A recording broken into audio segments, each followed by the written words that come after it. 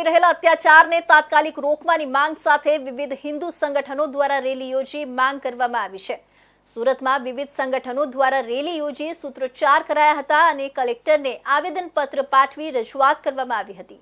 સુરતના વનિતા વિશ્રામ ખાતેથી વિશાળ રેલી આકારે હિન્દુ સંગઠનના લોકો નીકળીને જિલ્લા કલેક્ટર કચેરીએ પહોંચ્યા હતા, જ્યાં ખૂબ મોટી સંખ્યામાં લોકોએ સૂત્રોચ્ચાર કર્યા હતા। બાંગ્લાદેશની સરકાર દ્વારા તાત્કાલિક અસરથી હિન્દુ સાધુ સંતોને છોડાવવામાં આવે તેમજ જ્યાં અત્યાચાર થઈ રહ્યો છે એને રોકવામાં આવે એ પ્રકારની માંગ કરવામાં આવી હતી। દેશના હિન્દુઓની લાગણી બાંગ્લાદેશ સરકાર સુધી પહોંચાડવાના પ્રયાસો કરવામાં આવી રહ્યા છે। સુરત ખાતે હિન્દુ સંગઠનો દ્વારા આવેદનપત્ર આપીને જે રજૂઆત કરવામાં આવી છે એ પૈકીનો એક મહત્વનો મુદ્દો એ પણ છે કે બાંગ્લાદેશની સરકારનો વિરોધ થઈ રહ્યો છે, પરંતુ ગેરકાયદે રીતે સુરત શહેરની અંદર જે બાંગ્લાદેશીઓ વસી રહ્યા છે તેમની સામે કોઈ સખ્તાઈપૂર્વકના પગલાં લેવામાં નથી આવતા।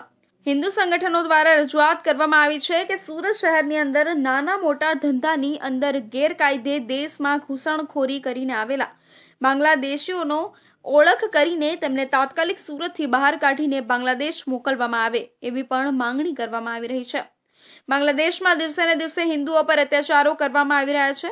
છેલ્લા ઘણા સમયથી જે તે મીડિયાના માધ્યમો અને સોશિયલ મીડિયામાં બાંગ્લાદેશમાં હિન્દુઓની સ્થિતિ અંગેના વિડીયો વાયરલ થઈ રહ્યા છે। એને કારણે વિશ્વમાં રહેતા હિન્દુઓમાં ભારે રોષ જોવા મળી રહ્યો છે।